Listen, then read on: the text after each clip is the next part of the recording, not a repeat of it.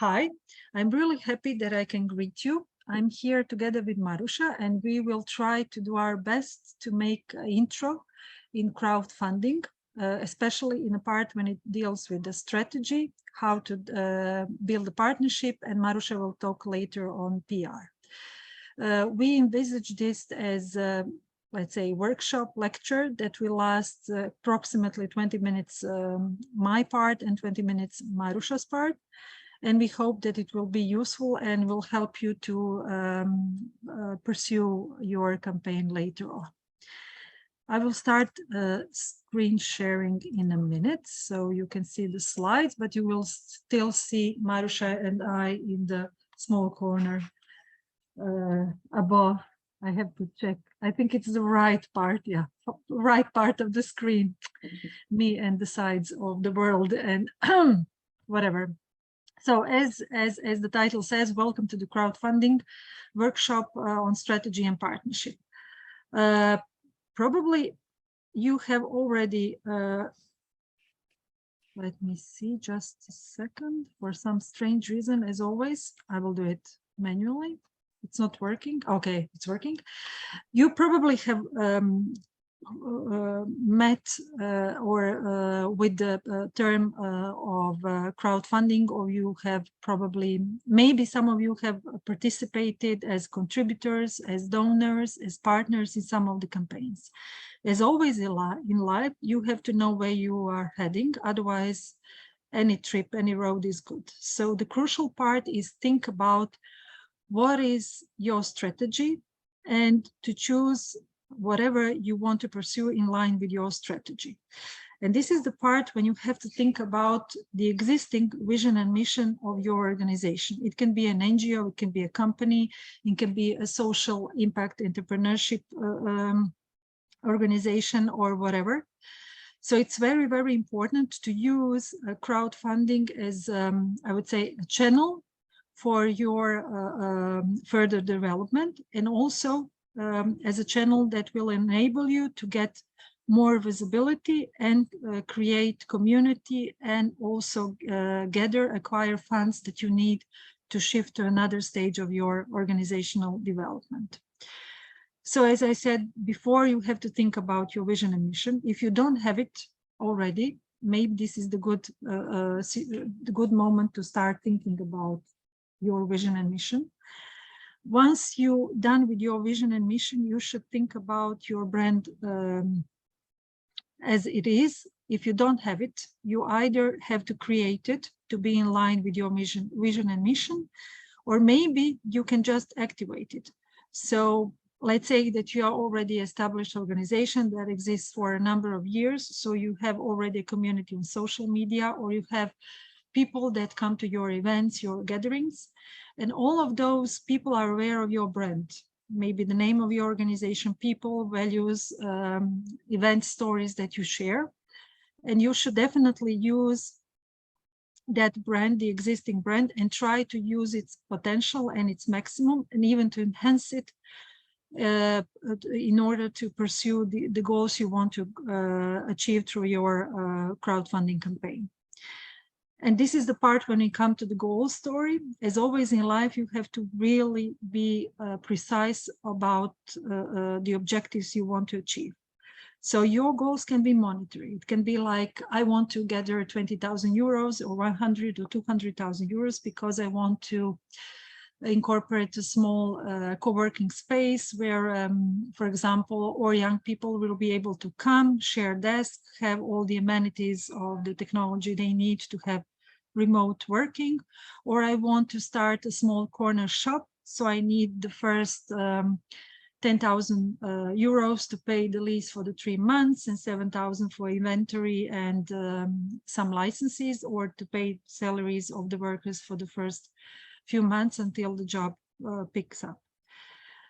Also, you have to think about non-monetary goals and in a non-monetary terms, because whatever we are doing as human beings, we are always reflecting and transferring the values and the story behind we want to convey to other human beings. So when you want to, for example, do a crowdfunding campaign for a small corner shop, you also maybe want to help a family of a founder who is really having troubles settling in, integrating, to get more friends, neighbors, to blend in into the community. Maybe you want to share a story about your traditional cuisine, to make ingredients of your traditional cuisine available. For example, I'm a Croat, so if I go to Riga or Vilnius, and I really love Croatian cuisine, and I believe it's a good cuisine, and that people in Riga or Vilnius would love to taste it, I would, for example, do a small crowdfunding campaign in order to get the initial funding for opening my small corner shop. But nevertheless, I also want to create the community that will learn about Croatia, our ways, the stories behind the ingredients, the stories behind the dishes, the meals, why it is important to certain part of Croatia.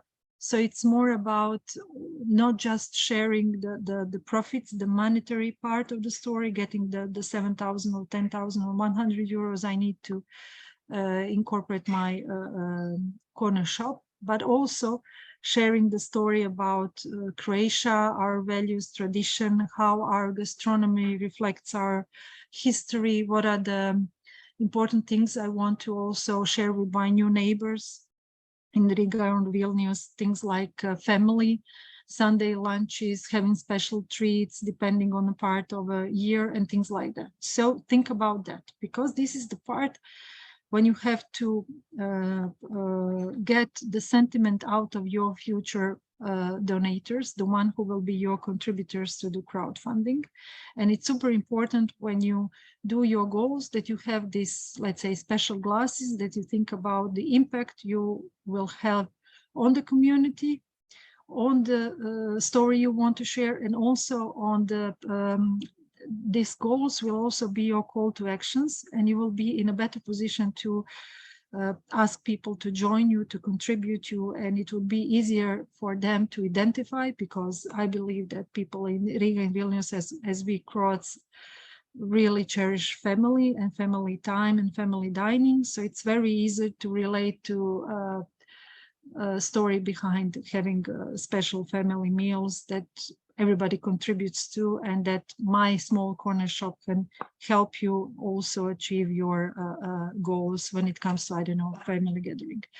Similar example can be applied to any other crowdfunding campaign you want to achieve, especially if you have this social impact, then it's much, much easier to get people engaged.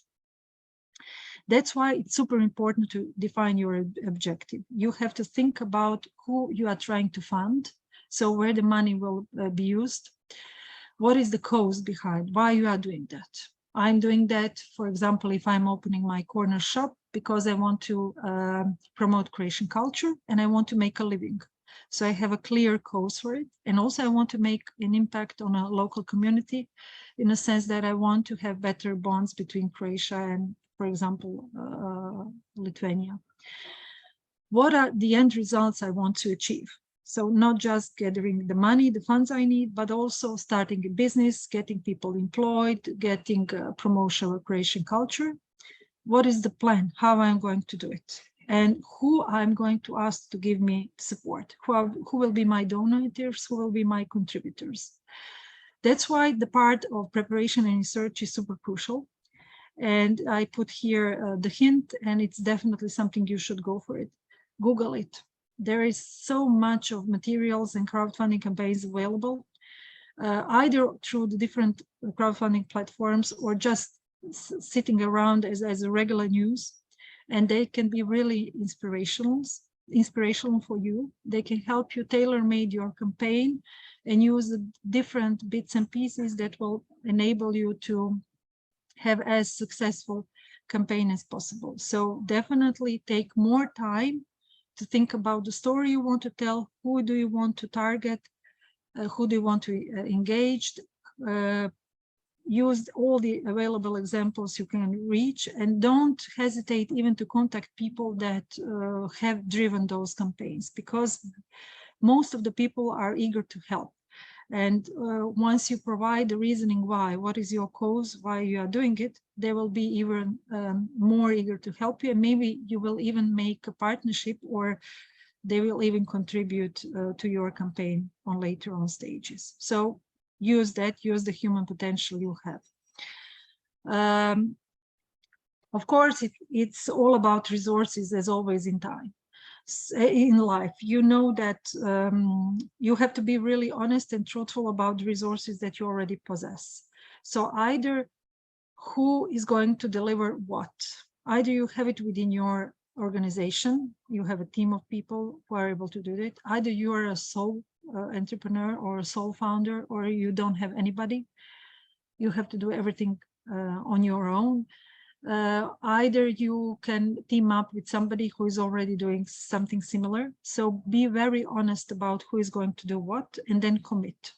Also beware of when you want to do something. It's very important that you tackle the right period of the year. When people, let's say, we all know that in Western civilizations, Christmas is part of the year when everybody is doing donations, because it's just about gifting, being happy that the year is done and everything is festive. And this is, for example, good for individual donations. But when it comes to corporate donations, end of the year is the worst time of the year, because they already spent their budgets. So the corporate clients will not be able to give you anything. They always do upfront planning. They do it by the September of the current year, and they do it on the year level. And you probably have to think about, if you ask the money, you have to do it either early beginning of the year or later spring, but not later than that, because they won't be able to give you money, because their budgets are already exhausted. So think about timing and who your contributors are, who will be your donors. Think about how you're going to do it. As I said before, dig and use preparation research time to see what are available channels. You can do it as an online, you can do it as combination off and online, you can do door to door, you can do events in public places, you can do word of mouth, you can do invitation only. Everything is possible. So just think about outside the box, what is available and what could resonate with the community you want to ask to contribute to your crowdfunding campaign. I have a great crowdfunding campaign of one of the startups I was mentoring. Oh, I have to think, 2015 or 16. Maruša, don't laugh. And they did something, they basically did a really, really high-end product. It was a men's bag that was made out of the genuine Italian leather, really, really great in a design and excellent in craftsman, meaning that all the edges, the texture, the whatever, the ergonomy of the bag was like perfect for the modern urban man. And of course, the whole campaign had to be like that. So it couldn't be that they were not aiming on regular Joe, somebody on the street, because the regular Joe won't buy Italian genuine leather, special design, color, whatever, man bag. It will be a certain kind of type of target customers. And still, because they were a startup, they were not able to buy the batch of leather they needed to sew that man bags. They needed, I don't know how many square meters, don't kill me. So they needed somebody who will help them to buy this, let's say 100 square meters of wheel leather, whatever, coming from Italy, really soft and the way they want to have it. But it was high-end product. It was, I think the bags were in a range of 150 to 600 euros. And the idea was that if you contribute really early on and you help them buy the leather, you were able to get this 600 euro bag for, I don't know, 250 or 400 euros. That was a huge discount.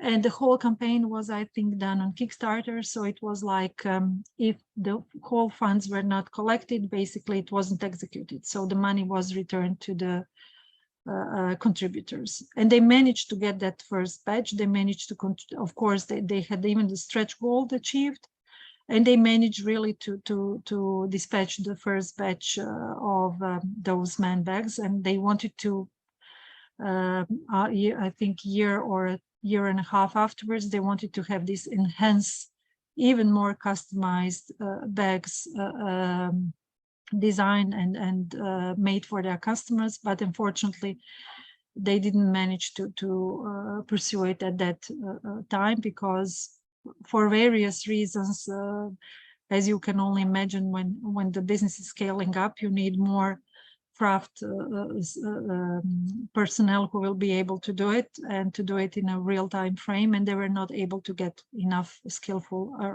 craftsmen who were able to do it and deliver it on time.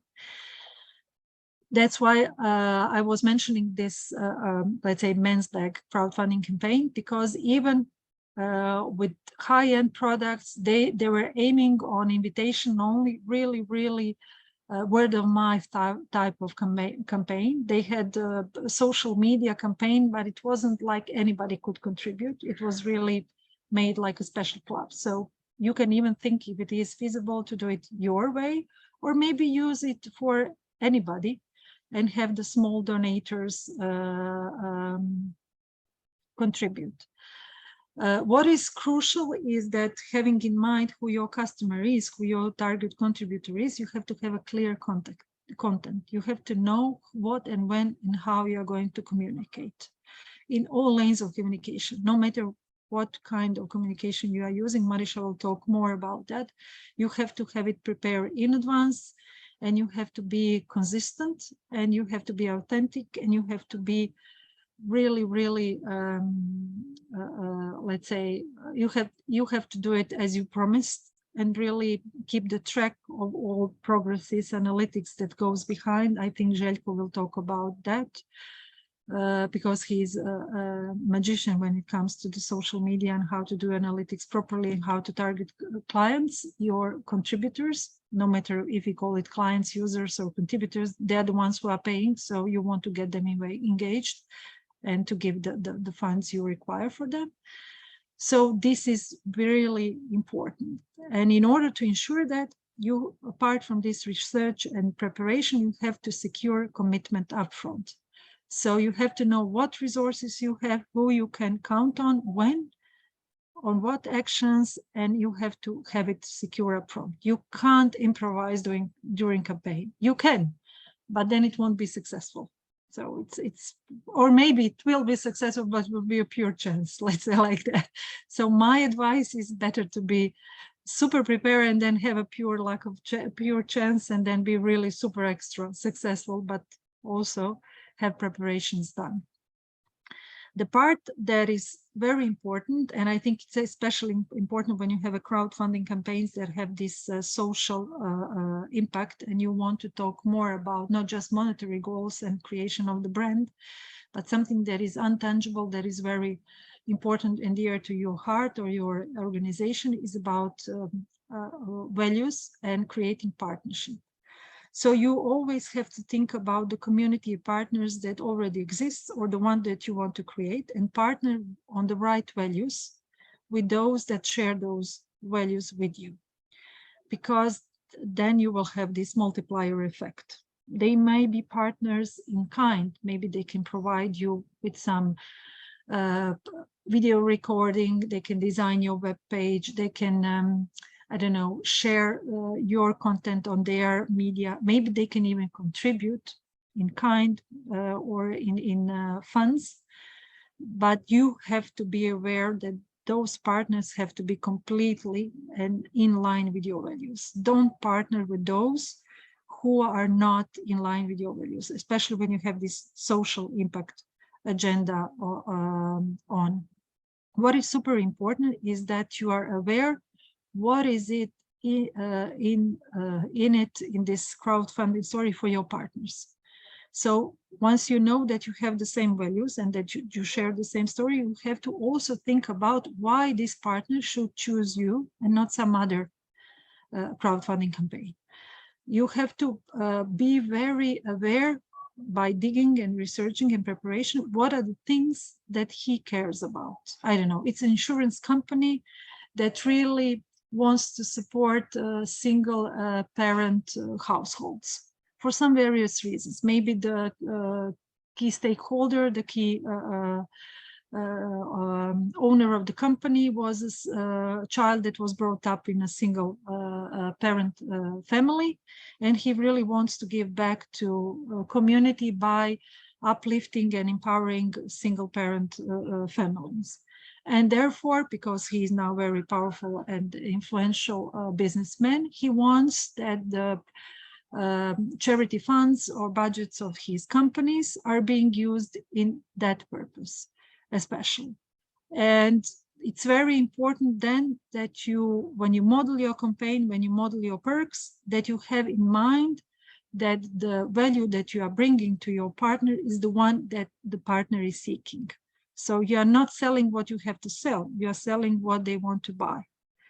I know that maybe you are thinking, why selling and buying? But everything in life is selling and buying, even though it might be charity. Still, you have to have something back in return. So think about market fit. What is good for your customers, meaning your contributors, your partners. Think about that once you are together, you have this added value approach. It's not 1 + 1 is 2, it's 3 or 5. Think about the values you share and keep this in mind, because I would say this is a precondition.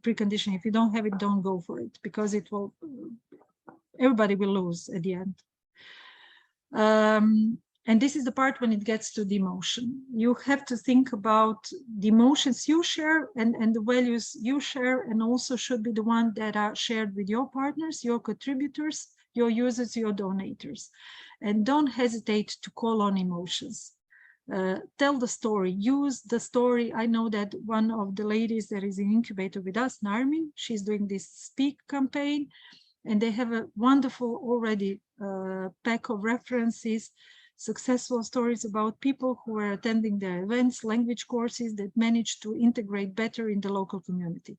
And this is the call to action. This is the real proof that those emotions are real, that actual people benefited from their language courses, managed to integrate better, and everybody basically was, I would say, more successful than before, after Speak came into Kaunas or Vilnius or whatever they are located. So use that emotion, use those stories to call to action to your donors. Be clear about what you are offering to them. I always say that you should do the delivery on promise. Whatever you promise them, you can be, promise can be, I don't know, thank you letter, thank you email. It can be a t-shirt, it can be a cup, it can be a pen, it can be a special mentioning in social media, it can be a tailor-designed workshop or language course for their employees. It can be anything you imagine, and you can deliver, providing that you have resources. So think about that and be aware that everybody deserves to have this kind of perk or a thank you note or whatever. Though small it seems to you, it's something that people love to get in return when they are giving something, and it means a lot to them. And it's also a part of the story that helps you lift up your campaign, because then they will brag around that they help you, that they supported you, and they will bring you more contributors. So this is also very important. And as I said before, with Narmin and her team and the Speak story, the campaign we are also providing within this project is about the previous reference list. If you don't have the previous reference list because you are doing this for the first time, use your partners list or use your contributors list, or be honest and say, I don't know, I don't have it, I am only eager to do it. But you have to also pinpoint that, because if you don't pinpoint that, somebody will during campaign ask you, how do we know that you are going to deliver? How are you, why we should believe you, why we should think that you are credible, that you are trustworthy, that we are going to get, you have to tackle that. You can either say, I have a reference list and these are the references I can share with you, or I don't, but I promise. Everything is okay, but don't omit to tackle that issue.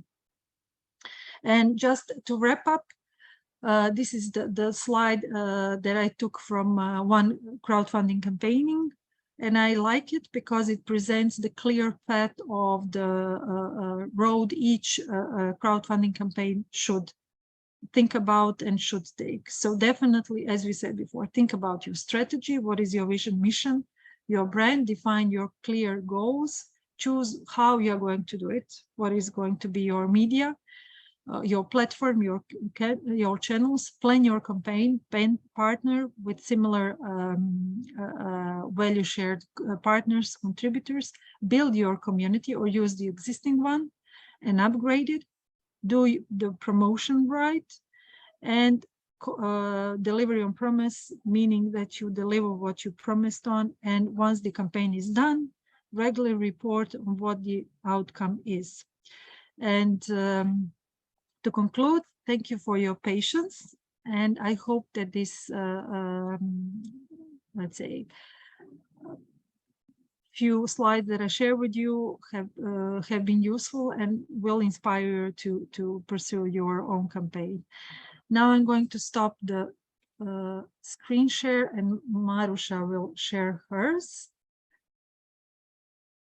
And I'm going to mute myself. Maruša, tell me, is everything working? If not, it should. Yes, everything is working. Yes. Just a sec. Okay. Hi, everyone.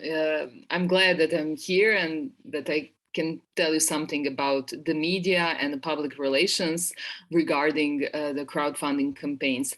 Marijana mentioned something about promoting the crowdfunding campaign in her last slide, and I will tell you more about that. So I'll just share my screen. Okay. Oh, sorry.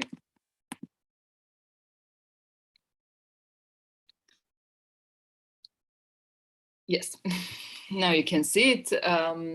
So I will talk today about media relations and public speaking because when you come to media, when you get the opportunity to share your idea, you have to know how to share it. What is the best way for your idea to get to your clients, customers, investors, etc. So let's talk about media relations. Here I wrote, it's all about story. It's all about story and emotions, as Marijana said before, but it really is all about story. You have to have a good story. The story cannot be just, I have a great product, I have a new idea, but you have to figure it out how to tell it, how to explain it. Maybe it can be a story about you, about your pet, about obstacles that you had, or maybe it can be a story about your customer or about a problem that you solved. But you have to have it. We will talk more about stories a little bit later. And I wrote here that you have to have attractive visual elements, because when you want to send a story, let's say, to a media, or you want for media to notice you, you have to have good photos, or you have to think about the place where filming will be able to do it. So it's very important to think about visual elements. If you don't have it, if you don't have photos, if you don't have it, some let's say space where you're working, or something like that, maybe you can make a photo of yourself or just example of your product, but you have to have something. I made an example here, Mary and her bakery. Let's say Mary want to bake cookies, and there's a plenty bakery around Mary's bakery, and how well she wants to make her story visible and she wants to get to the media, but how will she do it? So as I said, she has to have a story. So maybe Mary's story is she was working in an IT company and she gave up and started to bake cookies. Or maybe Mary's story could be that she's helping her community by baking and selling cookies for charity. Or she may have a story like this. She remembers from her childhood, her mother baked cookies and they smelled so nice, and she remembers that sense and the smell and taste of her home, of her childhood. And maybe that could be her story. As Marijana mentioned, that's emotions. We are trying to sell emotions. And when you, most of the people, when you tell them, oh, can you remember the cookies that your mother baked or cakes? That will be something familiar for them, because we all feel that distant emotion from our childhood when the house was filled with the smell of fresh cookies. So maybe that is the story and the emotion that will sell Mary's cookies. But Mary needs to find out what media she wants to be in, where to start.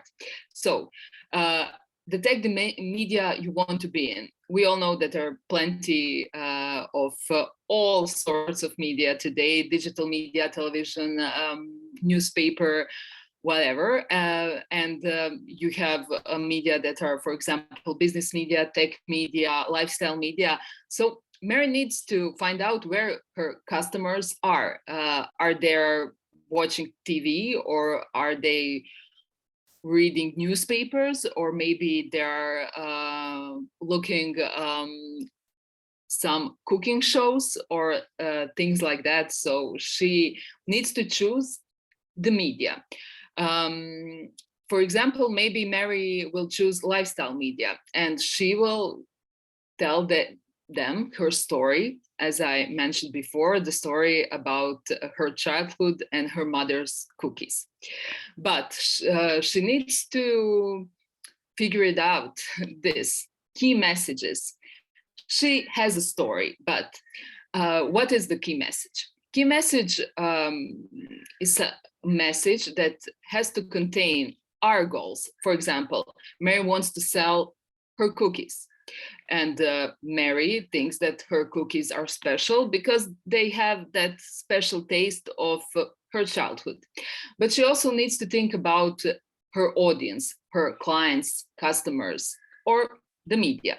So she needs to think about their needs and their values. And as I said, when you mentioned like childhood and the childhood memories, that's something that we can all relate to. So maybe this is a good path to that kind of message. So we have a message, but the message, for example, Mary's message, I'm baking special cookies that have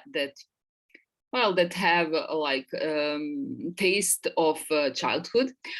You that kind of message, you have to well, let's say it has to be consistent.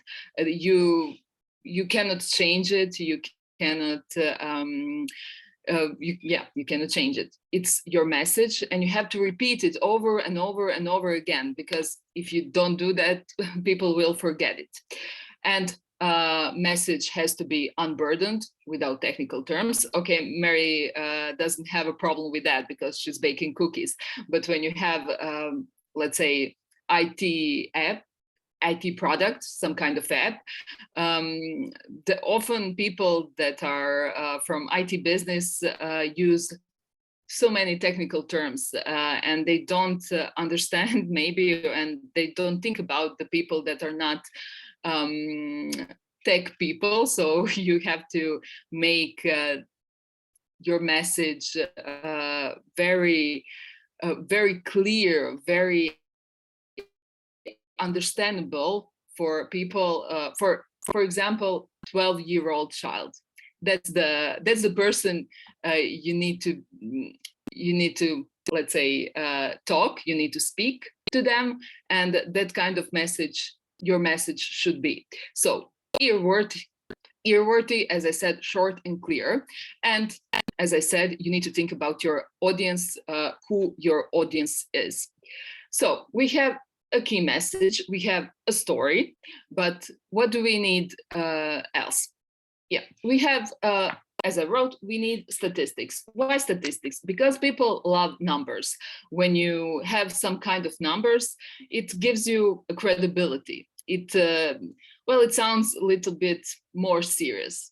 So what kind of numbers would be good to have? Let's say Mary had, well, she has some kind of statistics of how many people bakes cookies at home on monthly basis. So she knows that that's around 20%. So she can use that kind of statistics in a way. Only 20% people bake cookies at home. So I'm here and I will I will bake your cookies for you. So you will have fresh cookies at home, and you will have that smell, scent of childhood, and I will give that to you. So that is a way that we can use statistics. And I wrote here when you have funny story, maybe how you started, or maybe a story about some obstacles on your way, but if you know how to tell it in a funny way, you should use it, because people, of course, people love stories, but they like also funny stories, and they need to feel that you are a human being, that you are not some distant avatar, but just a human being. They need to feel you, and as we said already, we need to feel some emotion. You have to do something that will rise emotions in me, if you want to sell me something, or if you want me to contribute to your campaign. So this is a story about Mary, about herself, but you can have a story about problem solving, about client, or, as I said, helping the community. But you have to have main character, the Mary, or myself, or someone that I helped, or some charity organization. But you need to have it, because without that, you will, again, people will feel you too distant from them. And when you have main character, of course, we can recognize ourselves in you, or in your client, or in some part of your community, etc. So but always the personal story is the best bet, because people want to know you. People want to know who are you. If you ask me money, I want to know who are you, why you are doing this, what are your passions, and stuff like that. So it's good to get know the person, the entrepreneur, the owner of the business. Statistics, as I said, I mentioned the way you can use it, but you have to make numbers personal. That numbers cannot be just numbers. They need to be part of your story. So I put this pie here. Well, it's not completely accurate, of course. It's not always like this. It can be very different, but I put it here because I want to emphasize one thing.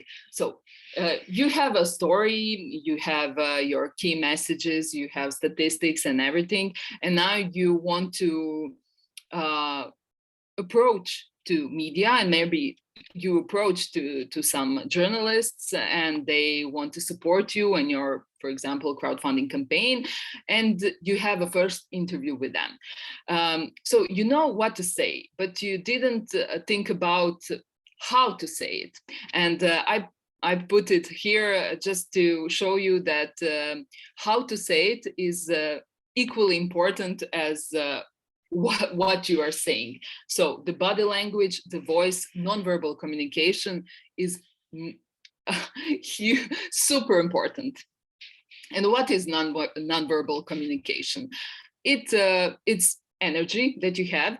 You have to be passionate about your product. You have to have energy, because if you have it, it's contagious. People will feel it. People will start to believe in you. Eye contact, of course, you have to look in people in the eye. If you look, I don't know, maybe in a table or floor, people won't believe you. You will, well, maybe people will think that you're hiding something or that you're unprepared. So eye contact is very important. As gestures as well, because when you use your hands, when you use gestures, it emphasizes your words. Posture, of course, how you're standing.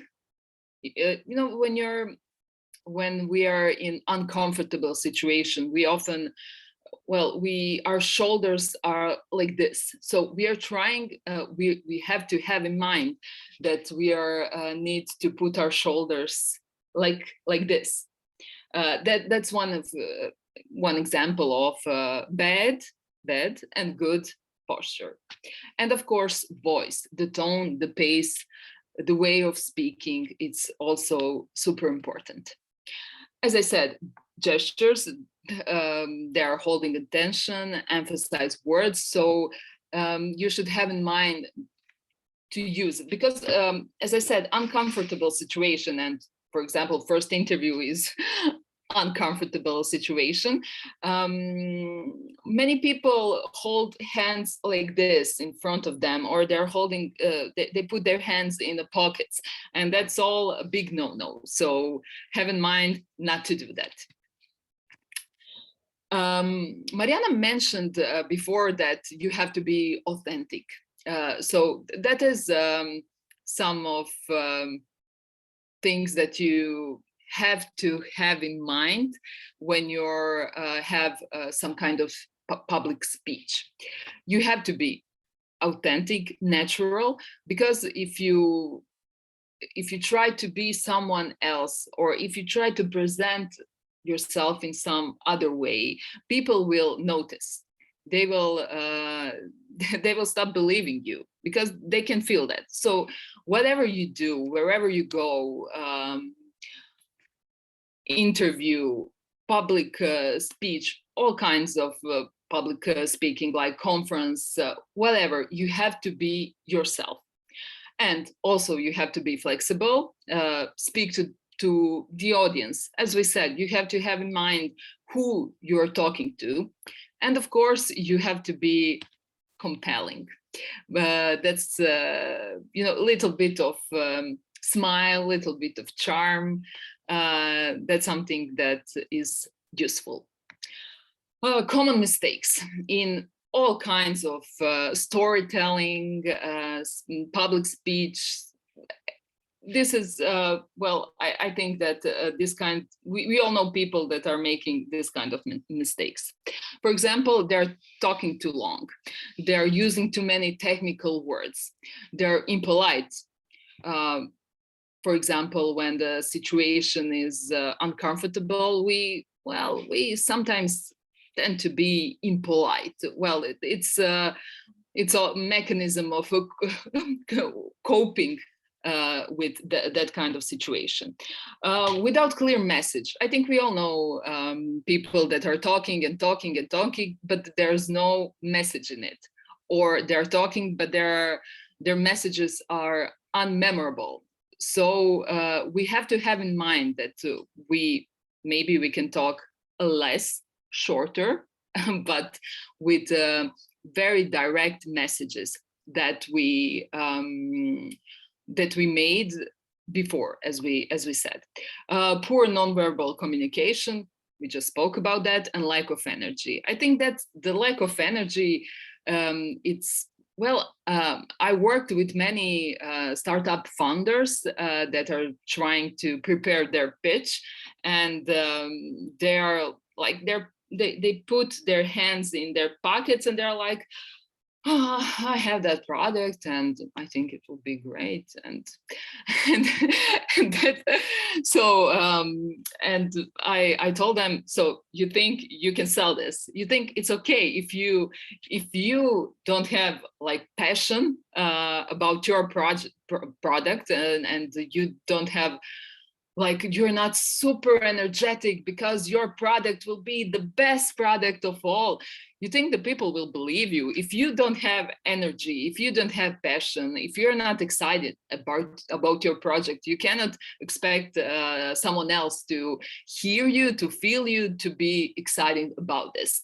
So when you have, let's say, interview or pitch, or you're just filming a video for crowdfunding campaign, you have to be energetic. If your energy is, let's say, in average on 50%, you have to put it and make it like 80%. So something that is maybe not so natural to you, but you just have to put a little bit more energy in it, because people need to hear you and feel your passion about your product. And fear, stage fright. So you want to get to the media and they invite you, for example, in some kind of show, and you have stage fright. You're like dead when you come there. So what should you do? That is this is the, I think, most asked question, how to overcome stage fright, how to overcome fear. I'm sorry, but there is no shortcut. Of course, practice is everything. You just have to practice and practice and practice. But there is some tricks. For example, breathing and relaxing. I know it sounds like a cliche, like breathing, but it really helps before a speech. If you just take a few deep breaths, it will relax you a little bit. Next thing is, you should have in mind that it's not about you. It's about your product. It's about your story. It's about the words you're going to say, not about you, not about your hair, about your clothes, about your, I don't know, are your, for women, we often think, are we pretty enough? Is our makeup okay? Or do I look fat or something? But we all have to have in mind that it's not about you. We are there to say something about our product. So if we have that in mind, it will be easier for us to deliver a presentation, speech, or something. Visualization.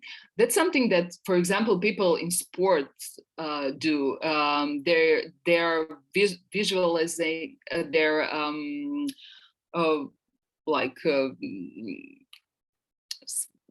what will happen when they will be on a court, or when the game starts. That's something that they often do, and we can do that as well. For example, imagine yourself on a stage, imagine audience, imagine you saying something, or just imagine the situation when you're go like blank, what would you do? So that's something that that can prepare you and help you on when the speech will be real, when you on the stage will be real thing. And of course, experience. The more you do it, the easier it gets. Tough questions. Yeah, I will just shortly say about, well, if you have an interview and the journalist asks you some question that you cannot answer, or you don't want to answer, or you don't know how to answer, what should you do? Well, my advice is always answer. You have to answer. You cannot say I won't answer, or please ask me something else. You just cannot say that. But you can transfer on your own message what you want to say. For example, if someone asks Mary from the start, what is the recipe of your cookies, and she doesn't want to answer that because it's a secret. She can say something like this. Well, I'm very glad that you are interested in the recipe of my cookies. Well, I cannot say, well, I'm not sure what are all the ingredients, but I can tell you that is a lot of chocolate. There's a lot of chocolate. So that's, for example, that is an example of that kind of answer on some tough or hard question. But what you should have in mind that whatever a question is it like where did you get the money for starting business or whatever, you aggressive attitude is never a good thing to do. It's never a good path. Sarcasm as well, so you should avoid that. And when you don't know the answer, as I said, tell something you know, or tell that you don't know. Just admit it and tell them that you will find an answer in a day or two. And for the end, as I said, passion is contagious. Excitement about your own product is contagious, and energy as well. So keep that in mind. I think that's the first and the most important thing when it comes to public relations. Just be passionate about what you do. Great. So we basically delivered on promise because we managed to finish as we promised. We hope that these short presentations, both Marusha's and mine, will be useful. And we really, really wish you good luck with your campaigning, and that you not only achieve what you envisage, but much, much more. So good luck and stay tuned. Bye-bye.